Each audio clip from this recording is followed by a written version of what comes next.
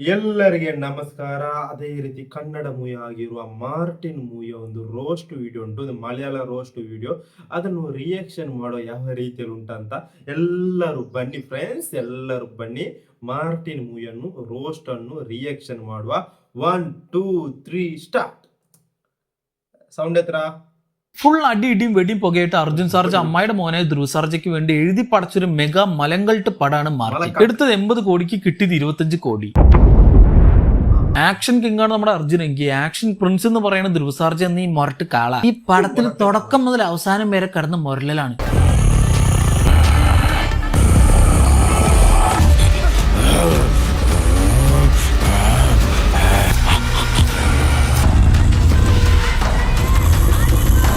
Jurassic പാർക്കിൽ പോലും ഇമ്മാരി മൊരലല്ലേ ഞാൻ കേട്ടിട്ടില്ല. ഇതായിരുന്നെങ്കിൽ പിന്നെ പടത്തിന് മാർട്ടിന് പകരം മൊരട്ടൻ എന്നിടായിരുന്നു. സോ ഈ പടം തുടങ്ങുന്നത് തന്നെ നമ്മുടെ മൊരട്ട് കാള പാകിസ്ഥാനിൽ വെച്ച് നടത്തുന്ന ഒരു ഷൂട്ട് ഔട്ട് കാണിച്ചിട്ടാണ്. ഒരു 1000-1500 വെടിവെച്ചും ബാക്കിയുള്ളവരെ കൊല്ലും. പക്ഷെ തിരിച്ചു കിട്ടിയ ഒരൊറ്റ വെടി കൊണ്ടുപോയി നേരെ ആശുപത്രിയിലാവും. പാകിസ്ഥാനിലെ ആശുപത്രിയിലുള്ള ഡോക്ടർ ആണെങ്കിലോ പണ്ടാരെ ചത്തോട്ടെ എന്ന് പറഞ്ഞ് വിട്ടാ പോരാ, അവന്മാർ ഇവന്റെ ഓർമ്മ പോകാനായിട്ട് ഒരു ഗജനി മരുന്ന് അങ്ങോട്ട് കുത്തിവെക്കും. അതോടെ അവൻ അമ്നേഷ്യ വരും. അത്രേ ആ മരുന്നിൽ ഇത്തിരി ബാക്കി ഉണ്ടായിരുന്നെങ്കിൽ പടം കണ്ട് ഞങ്ങൾക്കും തരായിരുന്നു. ഈ സൈസ് അവരാതൊക്കെ കണ്ട കാര്യങ്ങൾ മറക്കായിരുന്നല്ലോ. അങ്ങനെ ഗജനിയായി നമ്മുടെ മാടിനെ പാകിസ്ഥാൻ ജയിലിലേക്ക് ഇവര് കൊണ്ടുപോകും. അവിടെ ഉള്ള ജയിൽ സൂപ്രണ്ട് മുതൽ തടവ് പുള്ളി വരെ കൊടുക്കുന്ന ഒരു ബിൽഡപ്പ് ഉണ്ട് ഈ ചങ്ങായിക്ക്. ஜெயில செக்யூரிட்டியை திடீர்னு ஃபுல் டைட் பண்ணிட்டு இருக்காங்க. எதுக்கு? ஏதோ மதம் பிடிச்ச யானை இந்த ஜெயிலுக்கு கூட்டிட்டு வரானுங்க போல. என் லைஃப்ல இவ்ளோ வயலண்டான ஒருத்தனை பார்க்கிறது இதான் ஃபர்ஸ்ட் டைம். ஒரு கிரிமினலை பார்த்து போலீஸ்காரங்க மிரண்டு ஓடுறாங்க. அவன் மனுஷன் இல்ல, மனுஷ ரூபத்துல வந்திருக்கிறான்.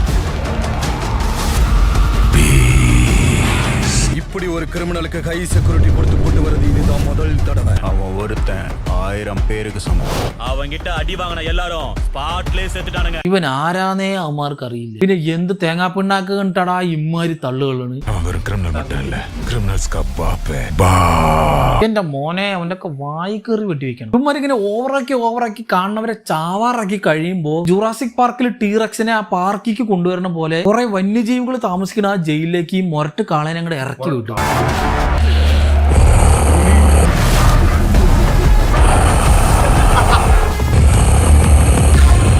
ആസ്മയ്ക്കുള്ള മീനൊക്കെ വിഴുങ്ങിട്ടാണോ ഈ ചങ്ങായി ഇമ്മാരി വലിവ് വലിക്കുന്നത്?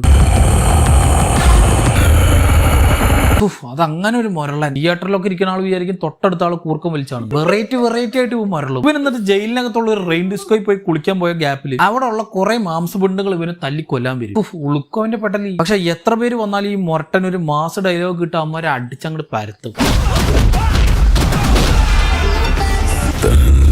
குடிச்சிட்டு போகணும்னு நினைச்சு வந்தவங்க சைட்ல நில்லுங்க, இல்ல பிளட்ல தான் குளிப்பேன் அடம் பிடிக்கிறவனுங்க. അടിയാണെങ്കിൽ അടി, എന്നാ പൊത്തിട്ട് അടി ഉണ്ടാക്കിയ പോരെ. പക്ഷെ ഇവൻ അങ്ങനെയല്ല. അടിയുടെ ഇടയിൽ ഹുവാമയിലെ ജാക്കിച്ചാനെ പോലെ താനാരാ എന്ന് പറഞ്ഞ് അമ്മമാരൊക്കെ ചോദിച്ചു വീർപ്പിക്കും.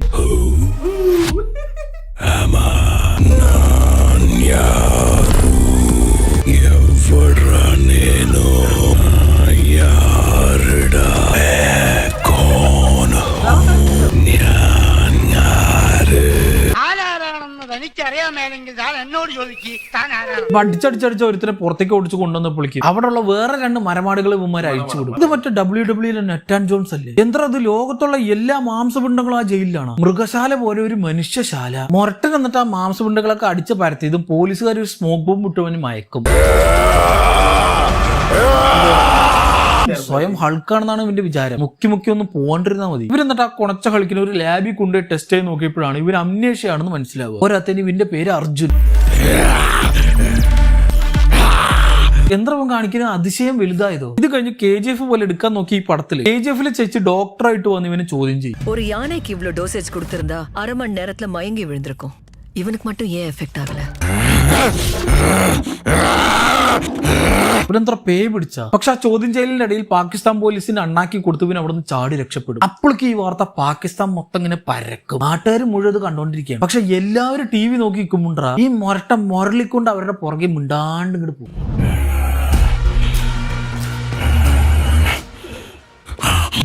ചെറിയ വലിയ സാധനമാണെങ്കിൽ പോട്ടെ എന്ന് പറയാം, ഇത്രയും വലിയൊരു മാട്, അതൊരു മരമാട്, അത് മുരളിക്കൊണ്ട് ഇങ്ങനെ പോയിട്ട് ഒരു മരമോയിന്ത് പോലെ അവിടെ കണ്ടില്ല ഇതിനെ. ഇറ്റ്സ് എ മെഡിക്കൽ മിറാക്കിൾ മാൻ. ഇവരെന്നിട്ട് അവന്റെ നെഞ്ചത്ത് കൊണ്ട് ബുള്ളറ്റ് എവിടെ നിന്നാണെന്ന് അന്വേഷിക്കാൻ വേണ്ടി നമ്മുടെ ഇവിടെ ഉള്ള മീൻ മാർക്കറ്റ് പോലെ പാകിസ്ഥാനിലുള്ള വെപ്പൺ മാർക്കറ്റിലേക്ക് അങ്ങോട്ട് പോകും. അവിടെ ഗണ്ണൊക്കെ തൂക്കി വിൽക്കലാണ്. ഏതെടുത്താലും 10 അര കിലോ ബുള്ളറ്റ് 100, ഒരു ഫുൾ ബസൂക്ക 150.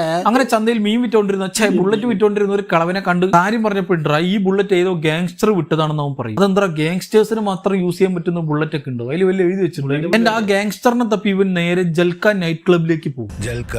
ആ പേര് കേൾക്കുമ്പോ തന്നെ അറിയാലോ ജൽക്കയിൽ ഒരു ജിൽക്ക് ജിക്ക് ഉണ്ടാവുന്നു.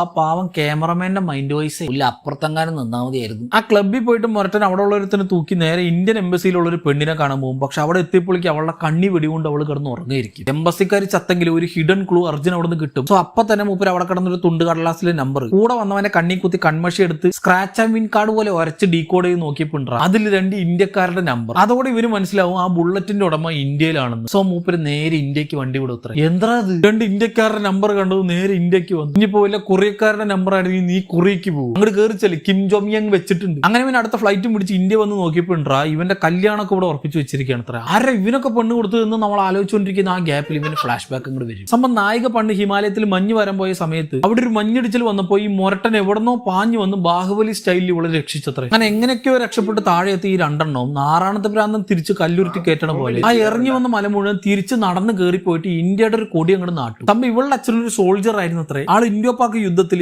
ആ സ്ഥലത്താണ് അത്ര മരിച്ചു വീണത്. ആ കട്ട മഞ്ഞത്ത് എങ്ങനെടാ ഇവിടെ ആ സ്ഥലം കണ്ടുപിടിച്ച് ഈ 2 മാടുകളും കൂടി അവിടെ നിന്ന് ജനഗണമന പാടുന്ന സമയം കൊണ്ട് എവിടെന്നോ 4 പട്ടാളക്കാർ ഓടി വന്ന് നമ്മുടെ അർജുൻ അങ്ങോട്ട് പുകഴ്ത്തും. ആ പഞ്ചായത്തിലൊരു മനുഷ്യക്കുഞ്ഞു പോലും ഇല്ല. ഉമ്മാരെന്താ വില മഞ്ഞിന്നും മുളച്ചു വന്ന ഈ പട്ടാളക്കാരെ എന്തിനാണ് ഇവനെ പുഴത്തിന്ന് പറഞ്ഞ തമ്പ് ഇവര് നിൽക്കുന്നതിന്റെ തൊട്ടപ്പുറത്ത് പാകിസ്ഥാനാണ് അത്രേ. അവിടേക്ക് എല്ലാ വർഷവും ഇവൻ വന്ന് മതിൽ ചാടി പാകിസ്ഥാനിൽ പോയി ഇന്ത്യയുടെ കൊടി നാട്ടി സൗത്ത് ഇന്ത്യ ആണെന്ന് കാണിക്കാൻ വേണ്ടി കുറച്ച് മഞ്ഞളും കുങ്കുമവും കൂടി അതിന്റെ അടിയിൽ ഇട്ടിട്ടാണ് അത്ര വരിക.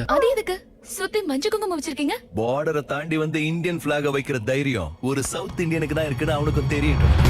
ആ രാജ്യസ്നേഹം കണ്ടിട്ടാണ് അത്ര ഇവരവന് സല്യൂട്ട് അടിച്ചത്. ഇപ്പൊ ഏതൊരു കർണാടകക്കാരനായതുകൊണ്ട് ഇങ്ങനെ ചെയ്തു. ഇപ്പൊ വല്ല മലയാളി ആയിരുന്നെങ്കിൽ പാകിസ്ഥാനിൽ പോയിട്ട് പൂക്കൾ ഇട്ടിട്ട് വരുമോ? ആ കട്ട മഞ്ഞത്തോളം ജാക്കറ്റ് ഒക്കെ തുറന്നിട്ടിട്ടാണ് നടക്കുന്നത്. ഇത് മനുഷ്യക്കുഞ്ഞ് തന്നെയാണ്. അത് ഇവന്റെ കൂടെ ചേർന്നിട്ട് ഇങ്ങനെ ആയത്. അങ്ങനെ ഈ മാടുകളും കൂടി കൊടി നാട്ടി തിരിച്ചു വരുന്ന വഴി മഞ്ഞിൽ കടന്ന് സൊള്ളിട്ട് സെറ്റ് ആവും. അപ്പൊ തന്നെ ഹിമാലയം മുതൽ സഹാറ മരുഭൂമി വരെ പോയിട്ട് ഒരു ഡാൻസും കൂടി കീച്ചും 2 കൂടി. അങ്ങനെ ഇവന് ഫ്ലാഷ് ബാക്കും കഴിഞ്ഞ് നാട്ടിൽ വന്ന് നോക്കിയപ്പോണ്ടാ ഇവന്റെ കൂട്ടുകാരെ ഈ ലവറിനൊക്കെ മാർട്ടിൻ എന്ന് പേരുള്ള ഒരുത്തും കൊല്ലാൻ നോക്കുന്നുണ്ടെന്ന് മനസ്സിലാക്കി. അങ്ങനെ ആ മാർട്ടിനെ പുകച്ച് പുറത്തി അടിക്കാൻ വേണ്ടി ഇവരൊക്കെ കൂടി മാർക്കറ്റിൽ പോയി കുന്തിരിക്കം തപ്പുന്ന സമയത്ത് ഏതൊക്കെയോ കുറേമാര് വന്ന് ഇവരെ കൊല്ലാൻ നോക്കും. അപ്പൊ നമ്മുടെ അർജുൻ ഒരു ഗ്രാവിറ്റി ഡിഫൈനിങ് ഫൈറ്റ് അങ്ങോട്ട് ഇട്ട് ഇവരൊക്കെ അടിച്ച് പരത്തും.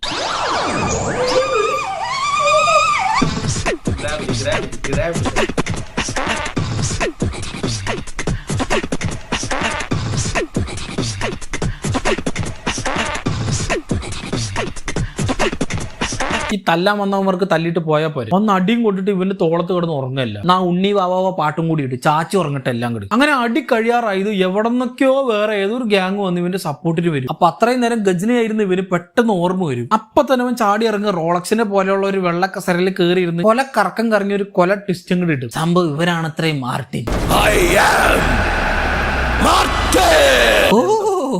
എന്തൊരു ടെസ്റ്റ് ഞെട്ടി തെരിച്ചു പോയി നമ്മൾ.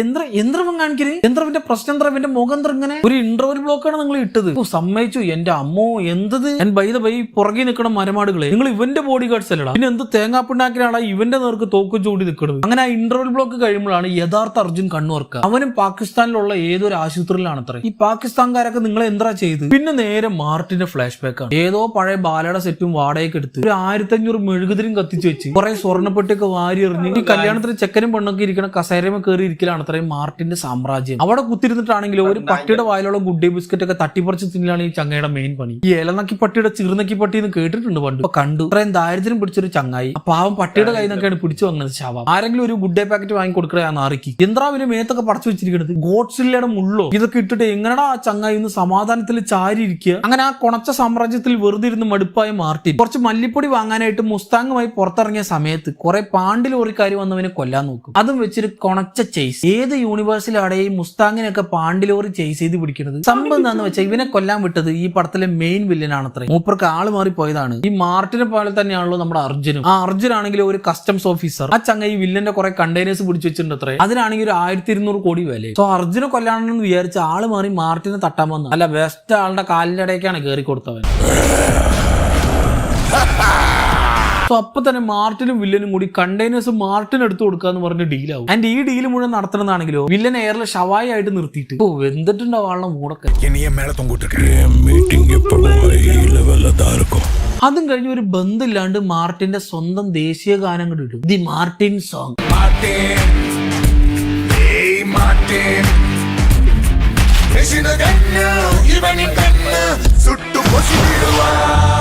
എടാ എന്തൊക്കെയാടാ കാണിക്കണേ? ഇത് കണ്ടോടുകൂടി ഒരു കാര്യം ഉറപ്പായി, ഇതുവരെയൊന്നും ആരും തിയേറ്ററിൽ ഇരുന്നിട്ടുണ്ടാവില്ല. ഇനി അഥവാ ഇരുന്നിട്ടുണ്ടെങ്കിൽ തന്നെ ഈ പാട്ടോട് കൂടി എണീറ്റ് പോയിട്ടുണ്ടാവും. ആ പാട്ടും കഴിഞ്ഞ് ഒരു ആവശ്യമില്ലാണ്ട് മാർട്ടിൻ പാകിസ്ഥാനിൽ പോയപ്പോ അവനെ അന്വേഷിച്ച് അർജുൻ പുറകെ വിട്ടു. അവിടെ വെച്ചുണ്ടായ ഒരു ഷൂട്ടൌട്ടിലാണ് ഈ രണ്ടിന്റെ ബോധം പോയതും മാർട്ടിൻ ജയിലിലായതും. ഇതിന്റെ അക്കടയിൽ മരിച്ചു കിടക്കണവരെ സംസാരിപ്പിക്കാനുള്ള കഴിവൊക്കെ ഉണ്ട് നമ്മുടെ മാർട്ടിന്. ഇന്ത്യൻ നാഷണൽ ബേർഡ് ഏതെന്ന് சொல்லு.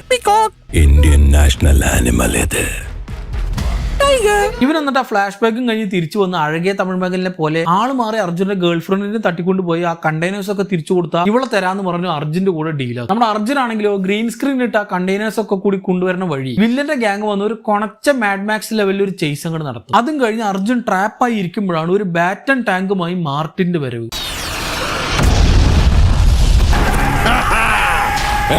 ഇതെന്ത്രതാന്ന് മൊത്തം കടന്ന് കുലുങ്ങണ്ടല്ലോ, തെർമോക്കോൾ ഉണ്ടാക്കിയത്. മാർട്ടിൻ വന്ന അവന്മാരൊക്കെ മിസൈലും വെച്ച് പുകച്ചു വിട്ട് പിന്നെ ആ 2 മൊരറ്റ് കാളകളും കൂടി അവിടെ കിടന്ന് ഗ്രാവിറ്റിയെ കൊഞ്ഞണം കുത്തിക്കൊണ്ട് പിന്നെ ഒരു അടി. ഇവന്മാർ ഇവിടെ കിടന്ന് മരണടി നടത്തുന്നതിന്റെ ഇടയിൽ കൂടെ മെയിൻ വില്ലൻ വരുമ്പോ എന്തായാലും ഡബിൾ റോൾ ആണ്, നമുക്ക് എപ്പോ വേണമെങ്കിലും അടി ഉണ്ടാക്കാന്ന് പറഞ്ഞു അവറ്റകൾ രണ്ടും കൂടി ഒരു അടിനിർത്തൽ കരാറിൽ ഒപ്പുവെച്ച് ഇടയിൽ കയറി വന്ന ആ വില്ലൻ അങ്ങോട്ട് കൊല്ലും.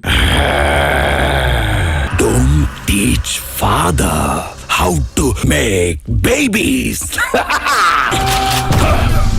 അങ്ങനെ ആ വില്ലനെയും കൊന്ന കണ്ടെയ്നേഴ്സ് ഒക്കെ നശിപ്പിച്ചത് നമ്മുടെ അർജുനെ പ്രസിഡന്റ് വിളിച്ച് ഒരു അർജുന അവാർഡ് ഇങ്ങോട്ട് കൊടുക്കും. പക്ഷെ ഇതേ സമയം അവിടെ നിന്ന് രക്ഷപ്പെട്ട നമ്മുടെ മാർട്ടിൻ ആണെങ്കിലോ നോർത്ത് കൊറിയ മുതൽ അന്റാർട്ടിക്ക വരെ ബോംബിട്ട് പൊട്ടിച്ചിട്ട് മൊട്ടയടിച്ചിട്ട് ഒരു പൂളി കടന്ന് പൊളയാണ് with his new name Rhino. I am Rhino. ഇവൻ എന്നിട്ട് ഈ സ്ഫോടനം മുഴുവൻ എന്ത് തേങ്ങാപ്പിണ്ണാക്കിനാണ് നടത്തിയെന്നുള്ളത് അടുത്ത പാർട്ടി കാണിച്ചു തരാന്ന് പറഞ്ഞിട്ടാണ് ഉമാര് നിർത്തുക. സംഭവമൊന്നുമില്ല, മാർട്ടിൻ പാർട്ട് 2 ലോഡിങ്, പേര് റൈനോ. അങ്ങനെ അർജുന്റെ കുടുംബക്കാരെല്ലാം കൂടി നാട്ടുകാരെ വെറുപ്പിച്ച് പണ്ടാരടക്കിയ ഒരു പടം. ഇത്രയും കേട്ടിട്ട് ഇനിയും ഈ പടം കാണാൻ പോകുന്നവരോട് ഒരു ഡിസ്ക്ലെയിമർ, എന്തായാലും ചെവി തിരികാൻ 2 പഞ്ഞ് കരുതിക്കോ, എന്തായാലും ഉപകാരപ്പെടും. പടം കണ്ടു കഴിഞ്ഞാൽ അതെടുത്ത് മൂക്കിലും തിരികാം. By the way,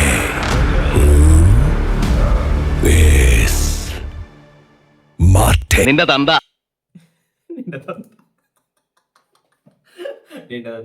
hello guys, ഒരു റോസ്റ്റ് വീഡിയോ ಮೊರಟ roast video Martin movie release ಅದು 1 ವರ್ಷ ಕರೆಯೊಂದು ಬರ್ತದೆ.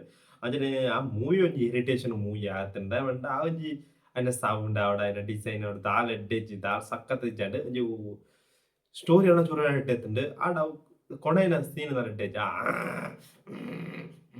ಅಂಚನೆ ಅಂಚನೆ ಏನೇ ಅಂತ ಮಾರ್ಟಿನ್ ಮೂವಿ ಇಷ್ಟ ಇತ್ತು ಕಾಮೆಂಟ್ ರೀತಿಯ ಬಲ್ಲ. ಬಾಯ್ ಬಾಯ್.